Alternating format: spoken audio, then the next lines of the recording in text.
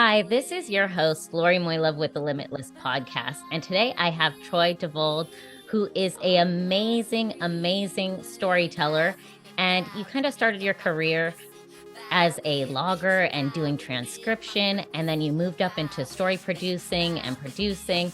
And also beyond that, you created a book about storytelling in reality TV. And you've done poetry. So I guess for me, the interesting thing I find, I heard a cool interview. You're part of the Hall of Fame for Full Sail. Yeah. And when I was listening to that, there was something that kind of resonated with me as you as a creative, is that it really stemmed from childhood and you embracing your weirdness. Can you go into kind of where the catalyst of creativity started for you? Well, when I was very young, I used to listen to a lot of old radio programs, and I always thought, oh man, this is neat. What a great job. Little did I know that those jobs hadn't existed since 1945. So I was always trying to figure out different ways to tell my stories. I got into comic books very early on. And indeed, like even in my early 20s, I was drawing comics. Story is story, and story is written. So no matter what form it takes, it's an opportunity to do it in a way that you haven't done it before. And I hope I'm not done. I hope there are things I haven't tried yet. So I'm 53, which is young in terms of story. Right. We're constantly creating stories. And I guess even recently you were at the Story Expo sharing a little bit of your expertise. Can you give us like a high level? What are the things you look for in story and what really helps shape a story? Beginnings, middles, and ends. And as simple as that sounds, I think that there are a lot of times when people want to tell you a story. The goal of the story is to tell you how they were right and another person was wrong. And those stories make me crazy because you can just feel the bias in those. It's like, well, I went to the grocery store and this guy in front of me had 11 items and I had 9. And then I told him he shouldn't be in that line. He turned around and told me to shut up. And it's just like, all right, like I understand that you're making yourself the hero of the story, but it's really old, really fast. And I don't want to hear those. Struggle stories drive me nuts. Every film student ever wants to write a screenplay about making it in Hollywood. And it's like, nobody wants to see that, especially from someone who hasn't had any experience making it in Hollywood. Yeah. But everybody wants to write that. They want to do, they saw Living in Oblivion, which is now a 20-something-year-old movie, and they're like, well, we want to make a movie about how it's so hard to get into this thing I love. Like, have fun with your storytelling and find ways to invite other people to have fun with your storytelling. And the victim viewpoint is no fun to listen to because it's hard to cheer somebody on that's just getting beat into the pavement with no relief. Yeah, so true. I agree with that. My one question also, like in your path, because you've kind of worn a lot of hats and done a lot of things, worked on The Bachelor, Split Ends, that was Emmy nominated. There's a lot of projects you've worked on and giving your expertise into the craft. And I guess, was there any mentors or folks along the way that inspired you to, keep sharing your Sure. story? Well, the people who in the very beginning got me started, there was a guy named Cristo Garcia. He was on staff at a show at MTV called Fear, and he was the one that brought me into reality television. His boss was a guy named Kevin Thomas. And Kevin Thomas told me the most succinct description of what it is I now do for a living, which is reality TV is just like any other kind of writing. You just have to do it with refrigerator magnets. If you run out of the words you need, you have to pay to go get more. I think that just the general attitudes that those guys had towards their work back in the day, they were still excited about it. I mean, with reality TV, it's really easy to get sort of jaded and be like, oh, like I've done, I've now done 50 something shows all these years later. And it's just like, how do I get excited about a show about XYZ? The key is just to stay curious about people who aren't you, which is also, I think, just a great philosophy for life in general, is to be curious about people who aren't you. So many times we get so wrapped up in ourselves and all our friends who are just like us, who follow the same sports teams and go to the same places and do the same stuff. That's no fun. Yeah, no, I totally agree. That curiosity and having that zest to keep continuing and learning from others' stories. Yep. That is the stuff. Yeah. And I guess like when you're finding that curiosity, how do you go about it? I mean, a lot of our industry folks, they're freelancers. So it's kind of has a cyclical form. And how do you go about like keeping your mental health wellness right, being a creative? Because I feel that can Well, sometimes be a challenge. well, I did it wrong for a long time because I always thought whatever I worked on was going to be the last thing I worked on. I Mm. started in my industry a lot older than most people. Back in the day, we were like, well, if you haven't made it by 30, you're not going to make it. I didn't move to LA until I was 30. Like I've been at this for 23 years, and every show I get on, everybody on staff is 25, 30 years old. They don't know they're going to get old. They don't know they're going to get sick. They're not worried about pension and health. They're not worried about union stuff. They're just like, we just want to work. And there's a magic to just wanting to work. But I also think that it's just you've got to understand what your story is and how your story comes to bringing other people's stories. And for me, it was just I really, in the beginning, was really dependent on the validation of watching my name go by at the end of things because I had tried a career as a comic book artist that didn't really take off. I had tried a career as a screenwriter that really didn't take off, but accidentally led me to reality TV. And for me, it was just sort of like, I want my life to be an interesting story. The big turn for me, let me know if I'm rambling. The big turn for me was in 2008. Lily Tomlin had suggested I find this woman named Allie Willis. And I found Allie Willis online. I went out to her house. She was a songwriter that had written Boogie Wonderland and a bunch of other stuff, but she had also been a painter and threw the best parties in Hollywood and had had all of these other lives parallel to being a really great songwriter. And I just was so fascinated by her and the idea that she never let not knowing how to do something stop her from doing it and just learning as she went. And I've tried to adopt that with my life. 3 years ago, I had a stroke. Turns out you're not supposed to work 100 hours a week for 23 straight years. And while I was recovering from the stroke, I was in the hospital and they were like, well, what do you want to do for occupational therapy? And I said, well, for my job and just for myself, like I really want to be able to get my hands back so that I can work on a laptop.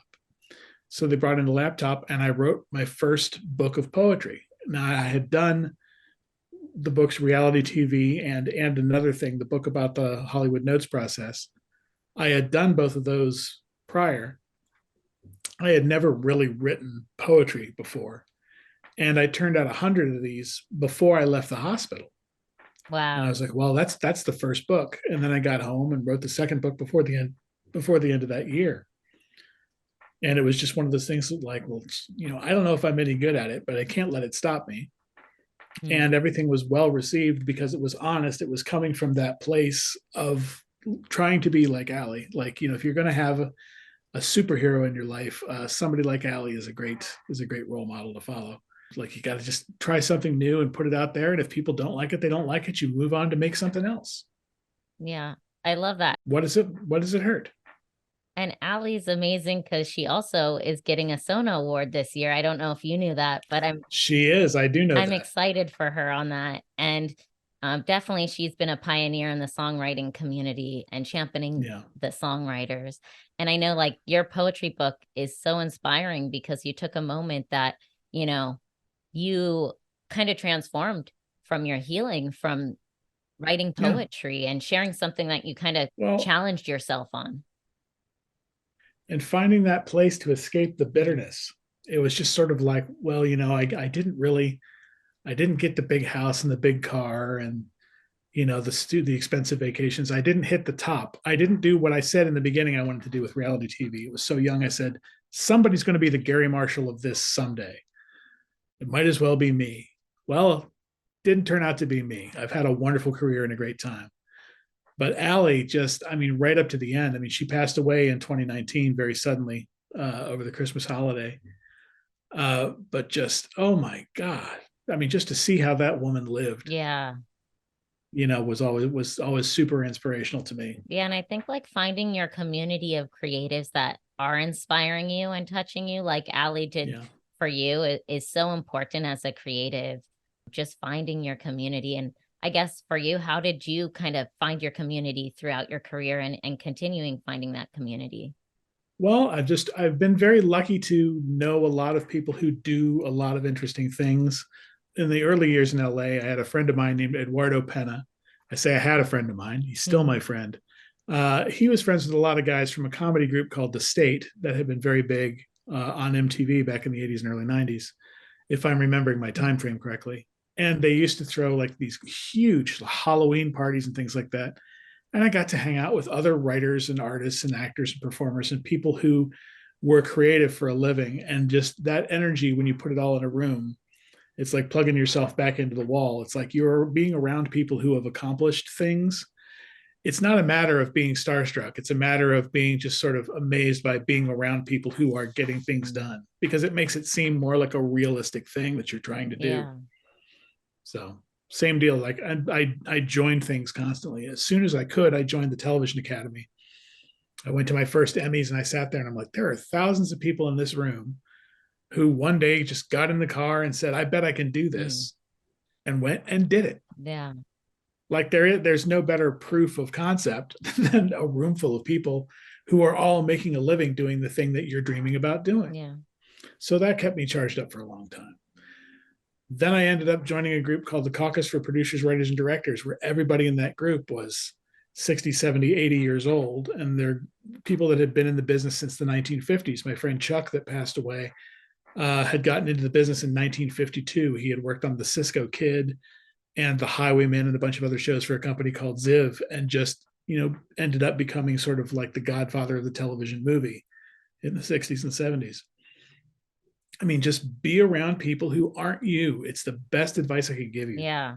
No, that's so true, because it kind of creates and sparks your ideas to create more and generate that, because I guess life inspires us to keep being creative, and it's sparking that creativity. Yeah. And you got to think about what could go right more than you think about what could go wrong. Yeah, I agree with that, because sometimes when you go down the path of what could go wrong, it could really spiral for you. So it's a long list. Definitely.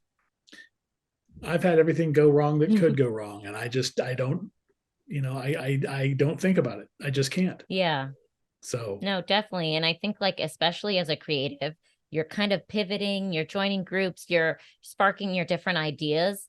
And I guess when you're in a lull, because I know as a creative, we all either get too much into our head, or we're like, oh my gosh, here's a blank canvas, I don't even know where to start. Right. I guess, what is the best advice you could give that creative? I think the thing is I think accountability is a buzzword we all use now. Like, stop blaming everybody else for things that go wrong. And unfortunately, there are instances where you can blame other people for things that go wrong. So I think, like, being insane about accountability and thinking that there's something you've done. 2023 is the slowest year I've ever had professionally. I've had a lot of fun moments, like being able to be the day 2 keynote at Masters of Story in New York was terrific. But as far as working and bringing money in, I mean, I haven't been on a show since last year. Yeah. And it's super stressful, but it's the condition that the business is in. It has nothing to do with me personally. There's nothing I've done to anybody that makes them not want to call. It's just that people haven't ordered as much original material this year as they have in years past. It is what it is. And I'm sure that as soon as I leave Los Angeles, I'm moving back to Florida for a little while. As soon as I leave LA, the phone's going to start ringing again. Yeah. Hey, would you like to do this or that or the other? If it's remote, I'm in. No, that's usually how it works with the phone, right? You're like waiting at the phone and you're like, come on, ring. It loves to ring when you're out of town. It's so true on that. But I guess one question I have for you is gratefulness and gratitude, being that November, it's coming, and we share thanks. I guess, what are some of the thanks and gratitude things you do in the industry that kind of help, like you said, charge your battery? Well, for me, I mean, I always get a little more recharged. Like, the more of myself I can give away, the better off I am. That doesn't mean financially. Please stop sending me your GoFundMe links. But like, I there's a story about something I do at Full Sail. This last year, when I was back for Hall of Fame, I bought 500 blank greeting cards, and I would just write something in there, just like, if you're having a tough time, hang in there. This is supposed to be hard. You're learning. You're not here to make your opus. Everything's going to happen later. Just keep your head down and keep doing what you're doing. And I would leave these cards just all over campus in little envelopes that just said "you" on the That's front. cool. So whoever found it should know that that letter's for them. That was like the most rewarding thing I did last year. Like it felt great. I'm doing it again this year. I've already got 700 cards done. That's So cool. I'm hoping to have 1,500 by the time I go back so I can just paper the joint. Yeah, I can't wait to Um, see and hear, because I think, we can touch each other through our words and how we share our stories, and, you know, yeah. yeah. Well, and it's not hard to be uplifting. It's hard to do it in a way that doesn't seem cliche and phony. It's like I don't know very many people who don't see themselves as a thought leader. And we can't all be, and they're just sort of parroting each other. And you get on Facebook and somebody's cutting and pasting something from hashtag go for it, whatever. And it's just like, if I thought you really meant this, as opposed to you trying to paint yourself as somebody who really means this, I'd be way more into it. Like there are people, if you want to be celebrated as an inspiration for other people, that's kind of problematic. Because I've had people I've worked on shows where I have cast members who kind of see themselves as like, well, I'm going to be the next Oprah, and I want to use this to tell other people that they can do it too. And it's like, like do that in your off time. Like be a person, be yourself. I think being identifiable and being relatable is more useful to the world than you being a superhero. I totally agree. Authenticity and just You know? being yourself bring you to, kind of like your little notes, bring you. Yeah, bring Mm, you. yeah. So And I ask each of my guests kind of one word that kind of bonds them to creativity. Troy, what would that one word be for you? soul. Soul. If anything you does, what the if anything you do lacks Mm, soul, it's not going to land. It's not going to resonate. Allie Willis, we used to sort of jokingly say, the big question for everything in life is, does it have mm, soul? And if it doesn't have soul, you're pouring your energy into something that you shouldn't be. mm. Yeah, very true. So, does it have soul is the question. It's about capturing the essence of you and that soul, just kind of like what you put. And, it's a journey. And some of the things I learned from you today is that even though there's all these ups and downs, you just kind of have to be yourself and present you. And it's cool to give Yeah. back, just like you do with the little envelopes. It's really appreciated. Well, and just being whatever the most authentic version of yourself is, it's another buzzword I don't like. But just being who you are can bring joy to an awful lot of people, certainly the people closest to you. But I look at, the people that I've looked up to my whole life, and they're always people like, John Waters.